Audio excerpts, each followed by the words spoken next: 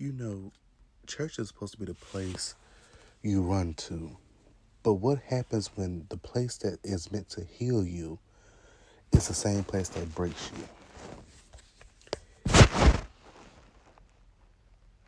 I want y'all to sit on that for a moment.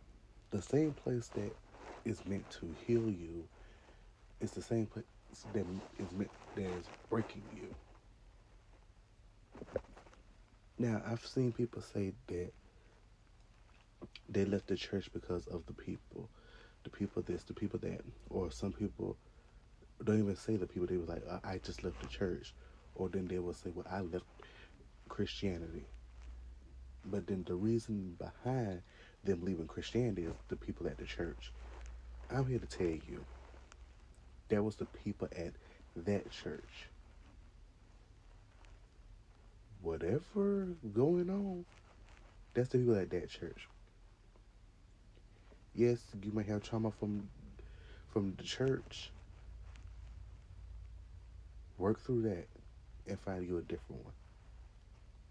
Because God is gonna put you at a place where He knows that you will be a blessing and that it will be a blessing to you. But let me tell you right now, everyone says, "Oh, do I really have to go to church?" Yes, you do. You really do. If we want to be honest about it, you have to go to church. There is no reason for us to say, "Oh no, you don't have to go," because first and foremost,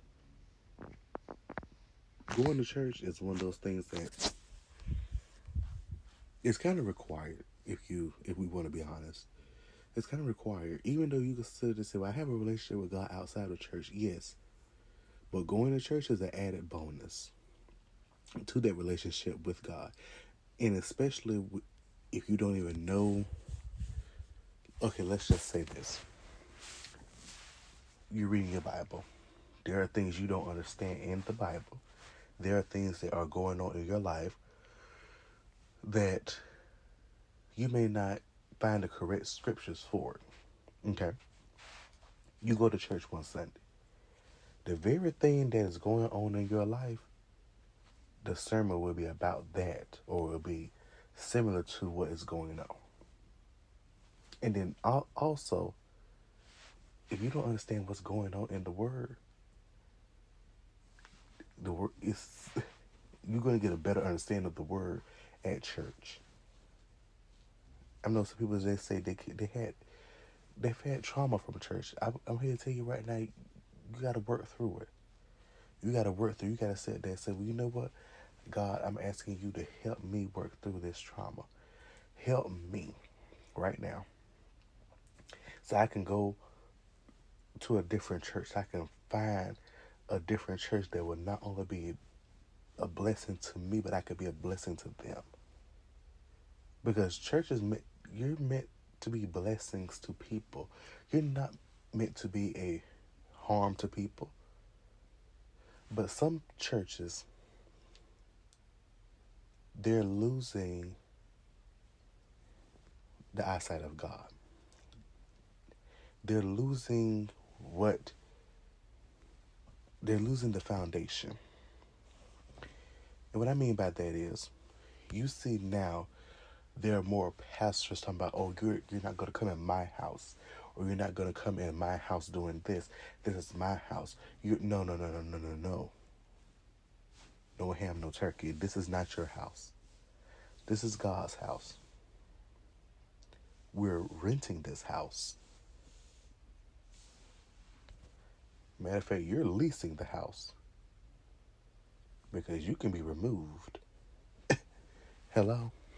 Yeah, y'all don't know pastors can be removed? Yeah. Pastors can be removed. But anyway, this is not your house. This is God's house. And some of them people say that. It's very suspect. Because what you mean don't come in your house? What you mean? Now, I grew up hearing that the church was a hospital. There's healing in church. But nobody told me that sometimes the doctors that are supposed to be healing are the ones who are doing the most damage. Like I grew up hearing, oh, there's healing in the church, there's healing in the church. Okay, yes, there's healing in the church. But the people that are in the church, are they trying to help heal, or they're trying to hurt you? Because I'm telling you right now, some people in that church, they don't care about you. They don't care about you. They don't care about the choir. They don't care about the pastor. They don't care about nobody in that congregation but themselves. And I'm going to tell you right now, it's the ones that don't care about anybody but themselves, they are the main ones that keep up the mess in the church. They're the main ones that keep up the mess. They're the main ones that will start spreading gossip around. They'll go to this person, knowing that they don't care about that person, but because they don't like you or they don't like the next person, they go to that person and talk about them. Talk about that person to this person. The next thing that they're going to talk about the person that they just told that person about. They could go to come to you, but knowing they don't really mess with you like that. But they're going to try to keep up that mess, keep that mess going. They're going to talk to you. Okay, did you see them? Uh-huh. Yeah, but see, what I heard is that they da-da-da-da-da-da. Like, what you mean? Like, cut it. Cut it, cut it, cut it. Cut it right now. Immediately. Cut it. Like, seriously. Now, maybe it was the judgment. Maybe it was the gossip disguised as concern. Like I said, people, nobody be concerned. Don't nobody be concerned these days. Care less. These people can actually care less about what's going on in your life. And the place that is meant to help you isn't doing nothing but hurting you. Like, what's the point? What's the point of saying, oh, well, I'm going to church, this is supposed to be helping me, but then next thing you know, it's only hurting you. Like, every time you come home from church, you're upset about something. The spirit wasn't right in the service or anything. Like, what's the point?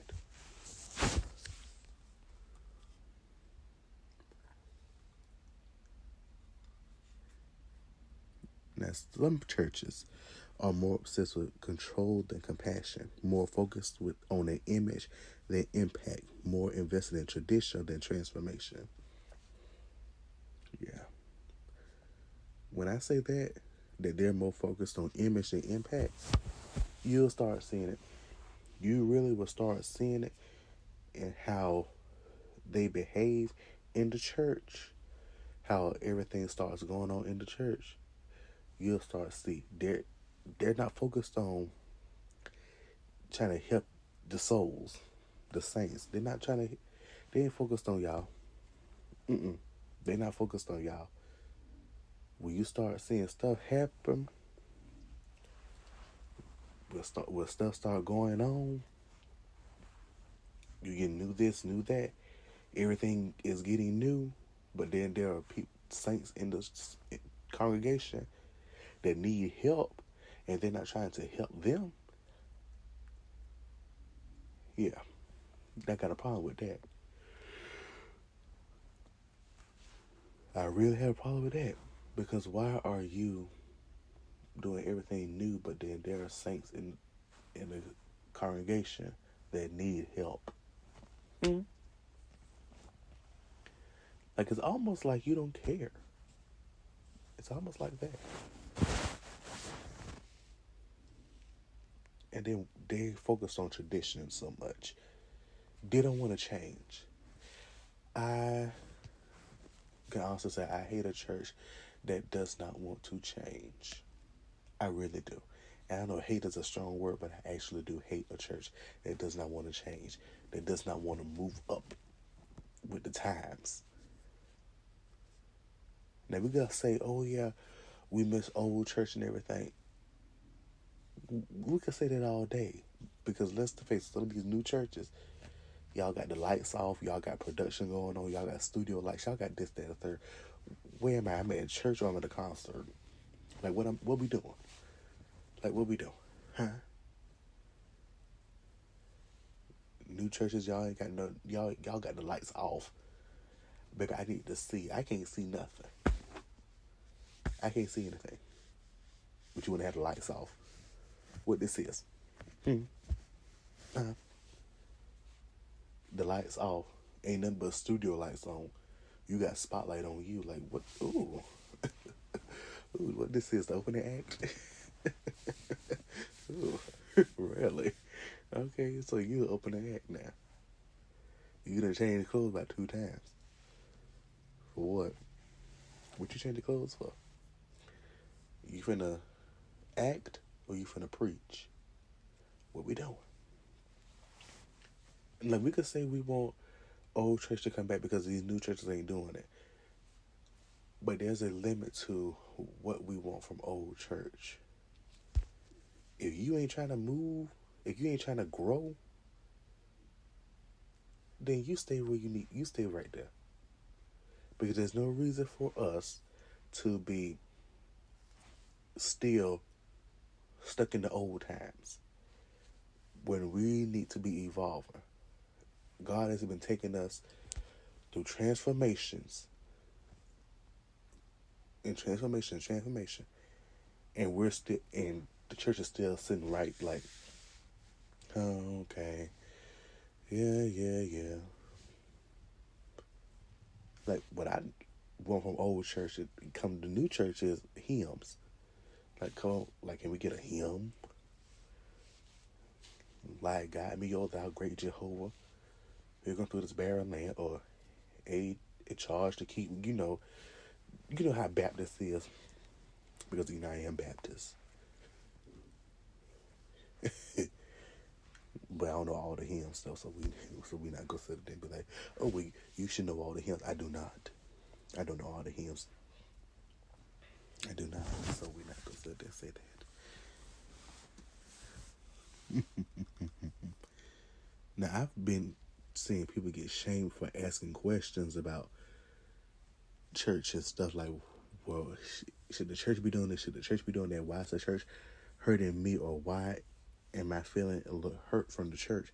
Or whatever. Like, some Christians get mad. Like, what you get mad for?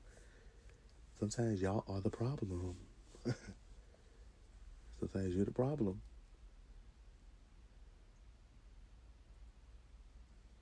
The church has a problem. You're the problem. Like, what you mean you looking some type of way because they said that they left the church because the people? Like, what you looking like what you look like that for? You were the reason. The way you act and the way you have done things and the way you treat people, you're going to wonder why people leave the church. You're going to wonder why people don't want to fool along with y'all. Let's be very clear.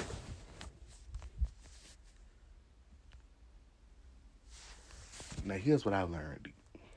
Church is real. It is. But that's not the end of your story. God is not the building. He is not the brand. God is not the pastor with the perfect suit and the good hair and everything and the crooked heart. He's not that. Sometimes the healing starts when you walk out the door and you can finally breathe again. And maybe God meets you in the places you were told he would never show up. In your room, in your car, in your crisis, in your honesty.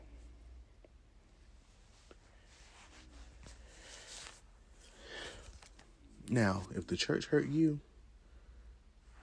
I said find another church, but I'm not really telling you to go back. I would say go back when you are ready. When you're ready to go back, that's when you need to go back.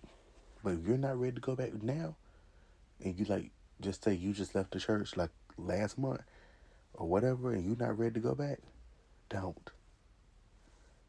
go back if you're not ready, because you still need time to heal from this other church. You still need time to heal. There's no reason for you to be going back to church immediately, because, and I'm gonna say this because first and foremost, you leave one church, the same church that hurt you, you're gonna start projecting everything that they threw at you. You go to a different church, you're gonna start already making up in your mind, oh, that person's like this person's like that, they're like this. Okay, yeah, you know what? This ain't for me. You're gonna start prejudging them. You're already gonna have them pinpointed out if you're going to another church after you have been hurted by the other church. If you get what I'm saying, if you get what I'm putting down, okay? Like I said, if you ain't ready to go back, you don't have to. I'm here to tell you, your faith is still valid, your pain is still real, and God didn't leave you just because you left the building. He didn't. Some of you Christians are trying to shame folks and saying, "Oh, well, I hope God." No. God didn't leave these people that left the church. He's still with them. If you was the right type of Christian, you would know. Healing doesn't always look like returning. Sometimes it looks like redefining. You're not broken. You're not faithless. You're just honest. And honesty is holy. Thank you for listening to this episode of The Christian J Show.